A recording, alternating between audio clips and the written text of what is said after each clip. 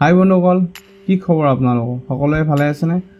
আজিৰ এই ভিডিঅ'ত মই আপোনালোকক ক'ম Ctrl+A পৰা Ctrl+Z লৈকে কেনেকৈ আপোনালোকে MS অফিচত ইউজ কৰিব। বহুতে কিছুমান জানে কিছুমান নাজানে। Ctrl+A পৰা Ctrl+Z লৈকে হয়তো বহুতে নাজানে। Ctrl+A পৰা Z লৈকে আজি আপোনালোকক গোটেইখিনি মই এই ভিডিঅ'টোত ক'ম। আপোনালোকে কোনো ধৰণৰ স্কিপ নকৰাকৈ এই ভিডিঅ'টো চাব। যদি আপোনালোকে স্কিপ নকৰাকৈ এই ভিডিঅ'টো চাই তেতিয়াহ'লে আপোনালোকে কিছুমান নজনা কথা জানিবলৈ পাব। মই আশা কৰিছোঁ আপোনালোকে ভালদৰে এই ভিডিঅ'টো চাব। আহকচোন ষ্টাৰ্ট কৰোঁ।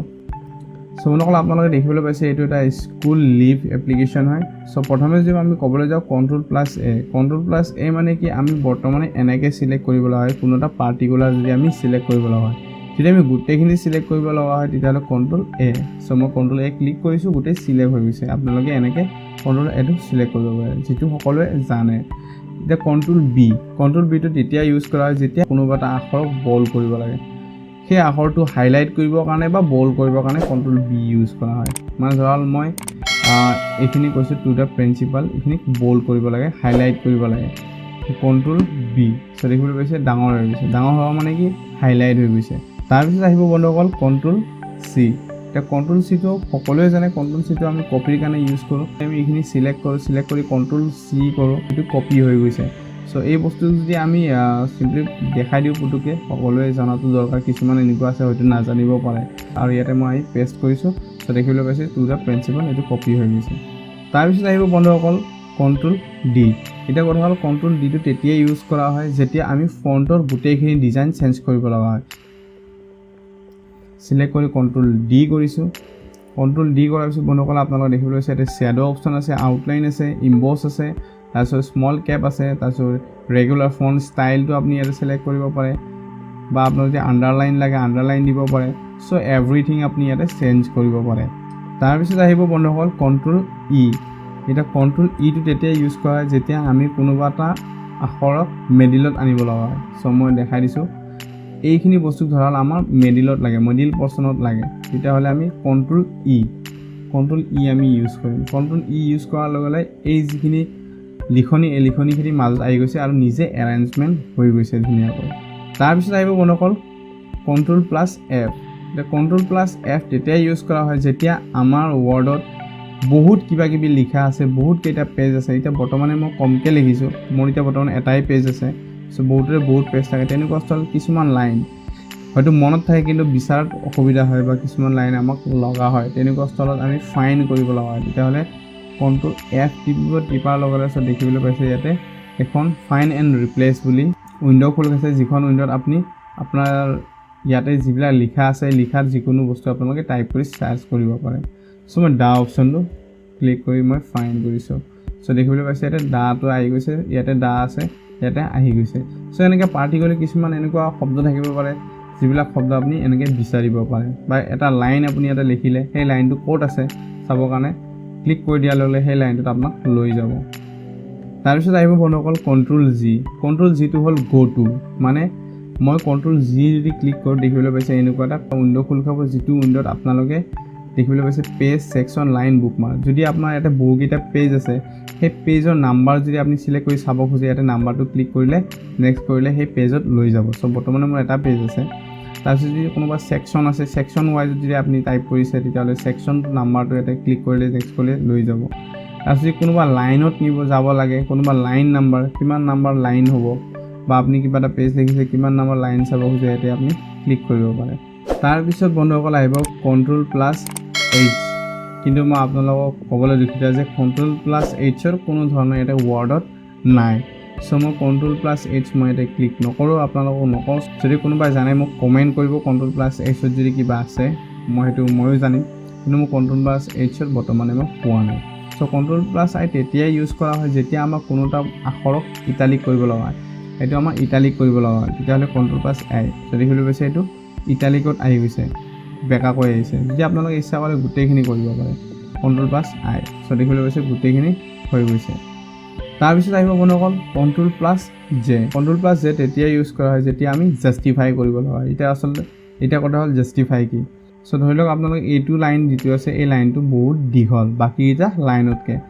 এই লাইনটো সমানত আনিব লাগে, মানে ইকুৱেল কৰিব লাগে। তেতিয়া কি হ'ব, এই লাইনটোত আপুনি এনেকৈ যিকোনো এটা বা দুটা আখৰ বা দুটা ৱৰ্ড আপুনি সিলেক্ট কৰি কন্ট্ৰোল প্লাস জে ক্লিক কৰি দিব সো জে ক্লিক কৰালৈ দেখিবলৈ হৈছে এই যিখিনি লাইন এই লাইনখিনি ইয়াৰ আন্ডাৰত আহি গৈছে গোটেইখিনি সমান হৈ গৈছে সো দেখিবলৈ কি হৈছে ধুনীয়া এটা এৰেঞ্জমেন্টত আহি গৈছে সো আপোনালোকে এনেকৈ ইউজ কৰিব পাৰে তাৰ পিছত আহিব বন্ধুসকল কন্ট্ৰোল প্লাস কে কন্ট্ৰোল প্লাস কে তেতিয়া ইউজ কৰা হয় যেতিয়া আমি হাইপাৰলিংক বনাব লগা হয় ধৰক উদাহৰণস্বৰূপে হাইপাৰলিংক কি মই আপোনালোকক কৈ দি আছোঁ যদি আপোনালোকে কোনোবা এটা ইণ্টাৰনেটত পেজ খোলে তাতে কিছুমান ৱৰ্ড থাকে দেখিবলৈ পাইছে ক্লিক হিয়াৰ বা ডাউনলোড হিয়াৰ সেইবিলাকত ক্লিক কৰাৰ লগে ডাউনলোড হৈ যায় বা কোনোবা এটা বেলেগ পেজত সোমাব পাৰি সো সেইটো এটা হাইপাৰলিংক বুলি কয় সো সেই হাইপাৰলিংকটো যদি আপুনি ৱৰ্ডত বনাব খোজে তেতিয়াহ'লে কন্ট্ৰোল প্লাস কে টিপিব তেতিয়াহ'লে হাইপাৰলিংক বুলি আহি যাব ইনচাৰ্ট হাইপাৰলিংক সো আপোনালোকে দেখিবলৈ পাইছে মোৰ ইয়াতে ধৰক এইটো নিউ লগো বুলি আছে এইটো এটা মই ক্লিক কৰিছোঁ ক্লিক কৰাৰ পিছত অ'কে কৰিছোঁ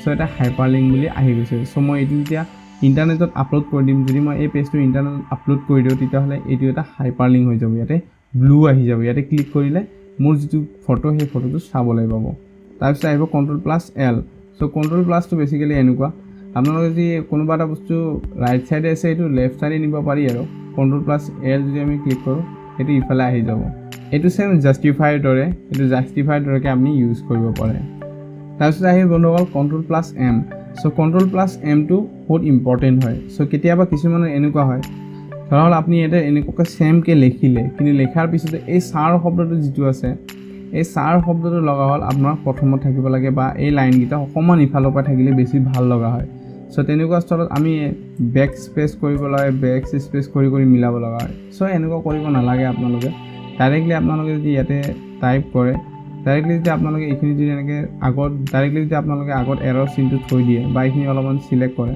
সিলেক্ট কৰি যদি আপোনালোকে কন্ট্ৰোল এম টিপে তেতিয়াহ'লে দেখিবলৈ গৈছে এইখিনি আহি গৈছে সো আপুনি যিমানে এম টিপিব সিমানে এনেকৈ এৰেঞ্জমেণ্ট হয় নিজে নিজে মুভ হ'ব লাগিব মানে কি কন্ট্ৰোল এম মানে মুভ তাৰপিছত আহিব বন্ধুসকল কন্ট্ৰোল প্লাস এম এতিয়া কেনেকুৱা আপুনি যদি এইটো পেজ চলাই আছে ধৰক এইটো পেজত আৰু নিলিখে বেলেগ এটা পেজত লিখিব লাগে বা বেলেগ এটা উইণ্ড' খোল খাব লাগে ইয়াৰ তলতো আপুনি লিখিব নোখোজে পেজত আপুনি ডাইৰেক্ট কন্ট্ৰোল প্লাস এন কৰিব আপোনাৰ এটা নতুন উইণ্ড' খোল খাব যিটো আগৰটোৰ দৰে নহয় আগৰটো বেলেগ থাকিব আৰু এইটো এটা আপোনাৰ নতুন উইণ্ড' আহি গৈছে MS অফিচৰ তাৰপিছত আহিব বন্ধুসকল কন্ট্ৰোল প্লাস অ এতিয়া কন্ট্ৰোল প্লাস অ তেতিয়া ইউজ কৰা হয় যেতিয়া আমি কোনোবা এটা আমাৰ ফাইলত বা আমাৰ কোনোবা এটা ড্ৰাইভত বা কোনোবা এটা ফল্ডাৰত থৈ দিয়া বেলেগ এটা মানে ডক ফাইল তেতিয়াহ'লে কন্ট্ৰোল প্লাস অ আমি ক্লিক কৰিম ক্লিক কৰালৈ ধৰা দেখিবলৈ আছে প্ৰেক্টিকেল কণ্টেণ্ট বুলি আছে এইটো ডক ফাইল হয় সো ডক ফাইলত মই ক্লিক কৰি যদি মই ওপেন কৰি দিওঁ এইটো ইয়াতে খোল খাই যাব মানে নতুন এটা পেজ ইয়াতে আহি যাব তো দেখিবলৈ গৈছে ইয়াতে আহি গৈছে মই এইটো এটা বনাইছিলোঁ কণ্টেণ্টছৰ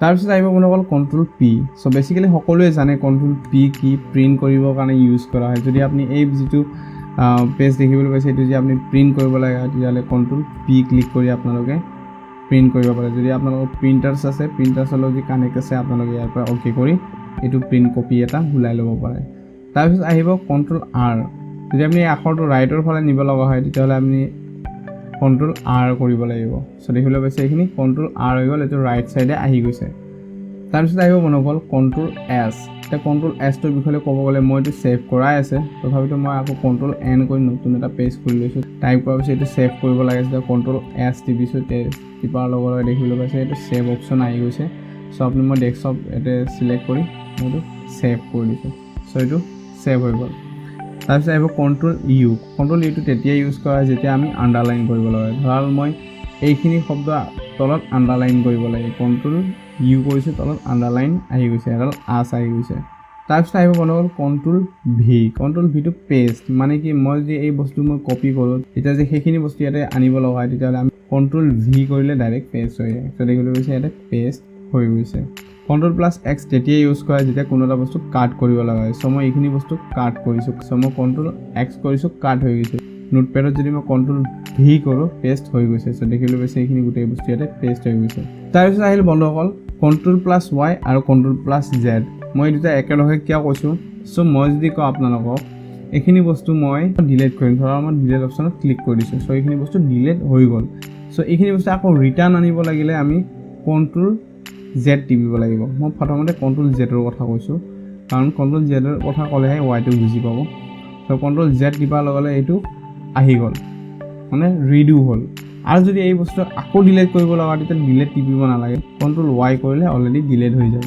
চ' বন্ধুসকল আপোনালোকে গম পালে যে কেনেকৈ কণ্ট্ৰল A ৰ পৰা কণ্ট্ৰল Z লৈকে MS অফিচত ইউজ কৰিব পাৰে। যদি আপোনালোকে কণ্ট্ৰল A ৰ পৰা কণ্ট্ৰল Z লৈকে জানে তেতিয়াহ'লে আপোনালোকে এই যিবিলাক আছে হোম, ইনচাৰ্ট, লেআউট এইবিলাক বেছিকেলি ইউজ কৰিব নালাগে। বেছিকখিনি আপুনি কণ্ট্ৰল A ৰ পৰা কণ্ট্ৰল Z লৈকে ক্লিক কৰি ইউজ কৰিব পাৰে। চ' বন্ধুসকল মই ভাবিছোঁ আপোনালোকক কিছু নহয় কিছু আপোনালোকে জানিব পাৰিছে এই ভিডিঅ'টোৰ পৰা।